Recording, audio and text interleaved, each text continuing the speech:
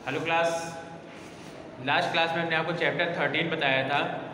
उसमें हमने चाल, समय, ये सारी चीज़ें हमने आपको बताई थी। ठीक है, किस तरीके से गति करती है कोई भी वस्तु, ये बात बताया था। गति के प्रकार हमने बताए थे, गति कितने प्रकार की होती है, ये सारी चीज़ें हमने लास्ट क्लास में बताई थी। ठीक है, आज हम कुछ आंकिक प्रश्न होते हैं उसके बारे में हम बताएंगे। एक क्वेश्चन हमने शायद लास्ट में भी बताया था, लास्ट क्लास में। क्वेश्चन देखिए ये है कि कोई सरल लोलक दोलन 20 दोलन करने में 325 समय लेता है। ठीक है, कोई सरल लोलक है जो कि 20 दोलन करने में 325 का समय लेता है।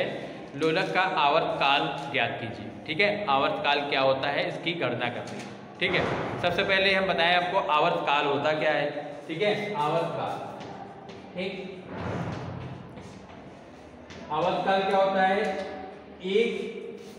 किसी भी वस्तु का एक दोलन करने में जितने समय लगता है, ठीक है, वो उसका आवर्त काल कहलाता है।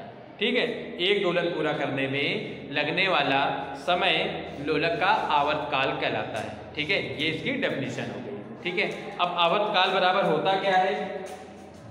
आवर्त काल बराबर क्या होता है? कुल संख्या अपॉन दोलनों की संख्या। कितनी संख्या है? दोलनों की। ठीक, दोलनों की संख्या कितनी? अब हमने अभी क्वेश्चन में बताया है कि 20 दोलन पूरे करता है।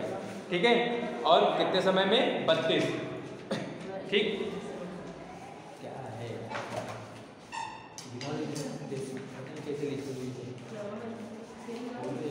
क्वेश्चन?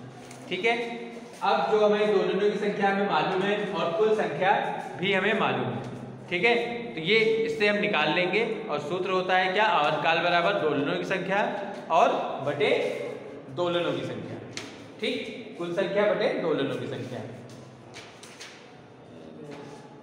अब देखिए तो दिया हुआ है कि 20 दोलन पूरा करता है। ठीक है, दोलन कितनी है? दोलनों की संख्या हमें 20 दी हुई है।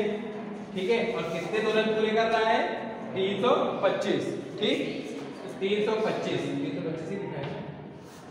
ठीक, अब इसको हम सॉल्व करेंगे। कैसे होगा? 5 से इसको काटो, 5 को 20, 5 से इसको काटो, 5 का 30, 5 50। ठीक, कितना आ गया? 65/5। फिर 5 से इसको काट दोगे तो 5 का 5 और 5 नहीं 15। कितना आ गया? 13। ठीक है, तो आवर्त काल हमारा कितना आ गया? 13 आ गया। मतलब क्या है? 20 दोलनों की संख्या इतने सेकंड में पूरा कर रहा था, तो हमारा कितना आ गया? ये इतना आ गया। ठीक है, इस तरीके से ये होगा।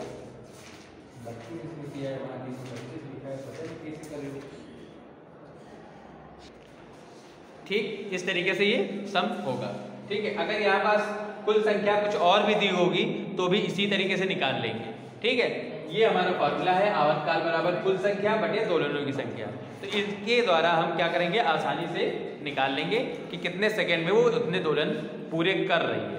ठीक है, नेक्स्ट क्वेश्चन की हम बात करें तो नेक्स्ट क्वेश्चन हमारा जो है उसकी हम आप बात करते हैं। कह रहा है नेक्स्ट क्वेश्चन में 2 स्टेशनों के बीच की दूरी दी हुई है। ठीक है, 2 स्टेशनों के बीच की दूरी 240 किलोमीटर दी हुई है। 240 किलोमीटर दी हुई है। कोई रेलगाड़ी इस दूरी को तय करने में 4 घंटे का समय लेती है। ठीक है, मतलब दूरी दिया हुआ है और चाल हमको बतानी है। ठीक, दूरी दिया हुआ है और टाइम दिया हुआ है। और हमने एक फार्मूला आपको पहले बताया था, क्या होता है? चाल बराबर दूरी बटे समय होता है। ठीक, दूरी हमारी दी हुई है 320 किलोमीटर और जो समय दिया हुआ है वो कितना है? 4 घंटा। ठीक है, 4 घंटा दिया हुआ है। दूरी बराबर कितना है? 320 किलोमीटर और समय बराबर दिया हुआ है 4 घंटा।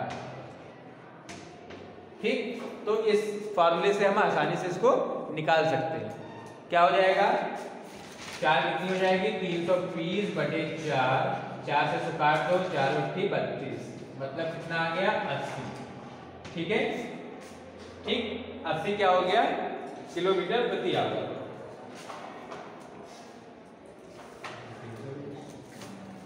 जी जो दूरी दी हुई है वो कितनी दी हुई है, 240 इसमें दी हुई है, ठीक है।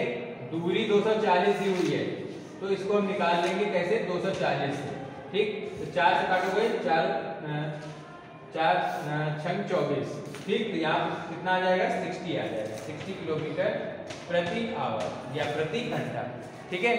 हमें चाल हमको निकालनी थी, दूरी और समय दिया हुआ था, तो इस तरीके से हम आसानी से निकाल सकते हैं कि चाल बराबर दूरी बटे समय, और इस फॉर्मूले से हम आसानी से कोई भी शब्द दिया होगा उसको निकाल लेंगे, ठीक। या चाल दिया होगा, दूरी अगर हमें बतानी है और समय भी दिया होगा, तब क्या करेंगे, इसको हम क्रॉस मल्टीप्लाई कर देंगे। अगर हमें दूरी निकालनी है तो दूरी बराबर क्या होगा, चाल गुणे समय हो जाएगा, ठीक है। तो उसका हम मल्टीप्लाई कर देंगे और मल्टीप्लाई करके आसानी से उसको निकाल सकते हैं, ठीक है।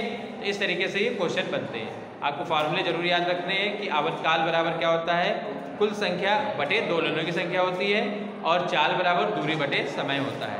ये फार्मूले आपको जरूर याद रखने होंगे, तब आसानी से आपको ये सवाल कर सकते हैं। Okay, have a good day.